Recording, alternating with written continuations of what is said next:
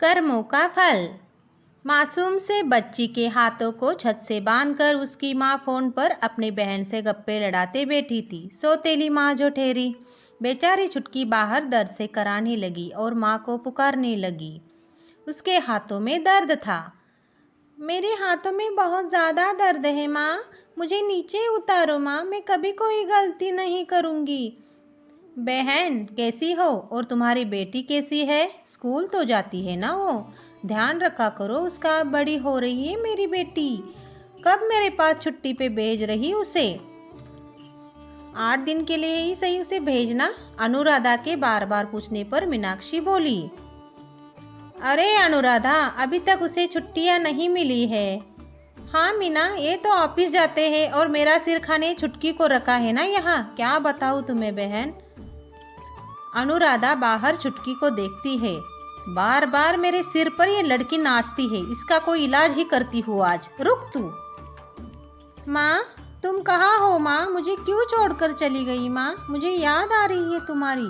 छुटकी की माँ का देहांत होने के बाद छुटकी के पिता की अनुराधा से दूसरी शादी करवा दी ताकि वो छुटकी का ख्याल रखे। लेकिन अनुराधा बहुत ही चालाक औरत थी।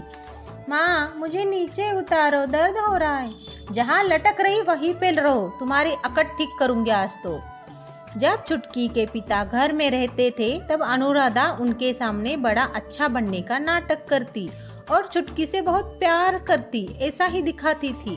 छुटकी बेटा आओ मेरी बच्ची, मैंने आज खीर पूरी बनाई है तुम्हारे लिए, खा लो मेरी बेटी। अनुराधा तुम कितनी अच्छी हो, सच में तुमने मेरी बेटी को इतना प्यार दिया, मैं तो धन्य हो गया तुम्हारी जैसी पत्नी पाकर। चलो जी।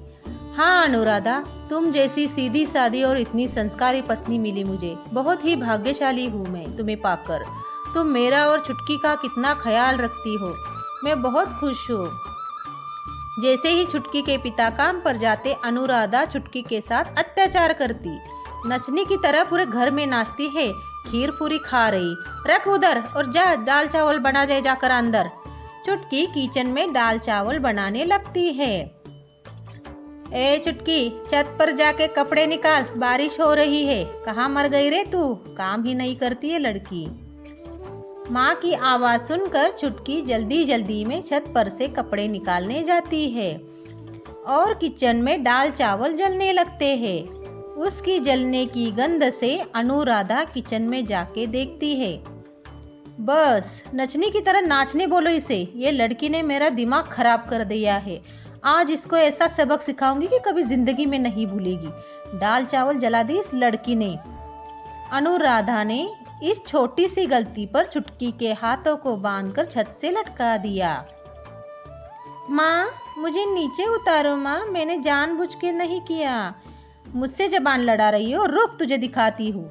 माँ मैंने कुछ नहीं किया, इतना कहकर छुटकी बेहोश हो गई। अनुराधा किचन से चाकू लाकर छुटकी के हाथ की रस्सी को काट देती है और छुटकी जोर से नीचे गिरती है। हाय रे माँ, मुझे बहुत जोर से लग गई और रोने लगती है। छुटकी ज्यादा नाटक मत कर मेरे सामने, समझी? माँ तुम मेरे साथ ऐसा क्यों कर रही हो माँ? ए चुटकी, चुपचाप यहाँ से चली जा, वरना मुझसे बुरा कोई नहीं, इससे भी ज़्यादा बुरा हाल करूँगी तेरा बाप भी नहीं आएगा बचाना। चुटकी डर जाती है और वहाँ से घबरा के भाग जाती है। वो एक जोगी बाबा के पास जाती है। चुटकी को देख बाबा सारी बात समझते हैं और वो बोलते हैं, बेटी तुम अपना घर छोड़कर आई हो, ऐसा नहीं करना था, तुम्हारे माता पिता परेशान हो रहे होंगे। बाबा दाल जलने पर माँ ने मुझे घर से निकाला। बेटी तुमने कोई बड़ी गलती तो नहीं करी थी, फिर तुम क्यों घर से भाग आई? तुम बहुत ही मासूम हो, तुम्हें अपने पिताजी को ये सब बताना चाहिए था, शायद वो समझ लेते तुम्हें। बेटा ये गलत किया तुमने।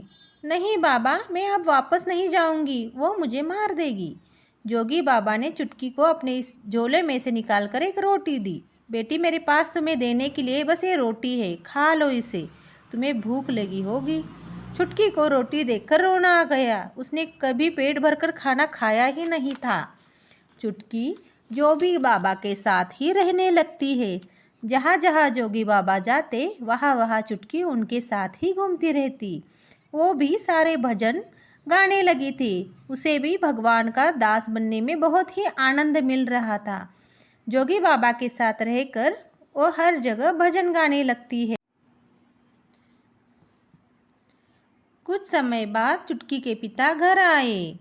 अजी सुनिए, चुटकी घर से भाग गई है। मैंने बहुत ढूंढने की कोशिश की उसे, पता नहीं कहाँ चली गई। वो बहुत हठी हो गई थी। कहाँ कहाँ नहीं ढूंढा, चुटकी घर से चली गई। क्यों गई, कहाँ गई मेरी बच्ची? किस हाल में होगी मेरी बेटी? अब कहाँ ढूंढूंगा उसे मैं? ऐसा कहकर चुटकी के पिता रोने लगे। उन्होंने नौकरी छोड़ दी और चुटकी को ढूंढने के लिए अपने गांव में ही रहे। वो व्यापार करने लगे और साथ साथ चुटकी को भी ढूंढते। परेशान होने लगे। मेरी बेटी को जाके कितना समय हुआ, मैं तुम्हें बहुत याद करता हूँ मेरी बच्ची। क्या आप ही याद करते हो चुटकी को? मैं भी उसे बहुत प्यार करती थी, मुझे भी उसकी याद आती है। मैंने भी उसे प्यार किया है। ऐसा कह के वो रोने लगी। पता नहीं मेरी बेटी जिंदा भी है या मर गई। ये सब बातों को अब 15 साल बीत चुके थे और वो दोनों बस उसे याद ही कर रहे थे। दूसरी तरफ चुटकी अब बड़ी हुई थी। जोगन बन के वो भगवान की सेवा में लीन रहती थी। गांव गांव जाके भगवान की भक्ति में लीन होके भजन गाती थी और लोगों को भी सुनाती थी। एक दिन वो अपने ही घर के सामने जाके खड़ी होती है और बोलती है। चुटकी अब घर परिवार भूल चुकी थी। वो बोलने लगी, कोई इस घर में है क्या? माँ, बाहर आओ। पिता, मुझे कुछ दे दो। मैं एक जोगन हूँ, अपने प्रभु की प्रति सेवा में लीन हूँ। भिक्षा दो मुझे बाबा।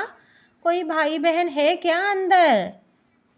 चुटकी की आवाज़ घर के अंदर बैठे उसके पिता सुनते हैं और वो बाहर आए। उन्होंने देखा चुटकी उन्हें बोलती है,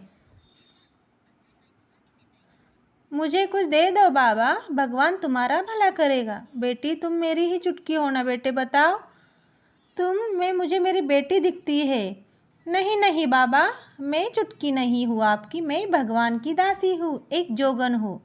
चुटकी के घर छोड़कर जाने के बाद से ही अनुराधा के शरीर पर जख्म हुए थे। वो बड़ी बीमारी से जूझ रही थी। पूरा शरीर जख्मों से भरा था। उसके कर्मों के फल उसे मिल रहे थे। चुटकी के साथ जो अत्याचार किया उसका फल अनुराधा भुगत रही। चुटकी के जाने के बाद से ही अनुराधा बहुत पश्चाताप कर रही थी। उसे हर हाल अपनी गलती का एहसास होता। वो बोलती, चुटकी बस एक बार आ जाओ। अनुराधा बाहर आओ, भगवान की दासी आई है, कुछ लेके आओ। चुटकी फिर से भगवान के भक्ति में लीन होके भजन गाती है। जन्म आयो जन्म बाबा, कर्म से तू जान ले।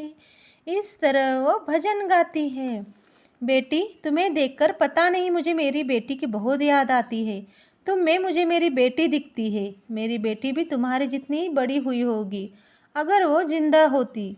इतना सुनते ही चुटकी के आंखों से पानी बहने लगता है।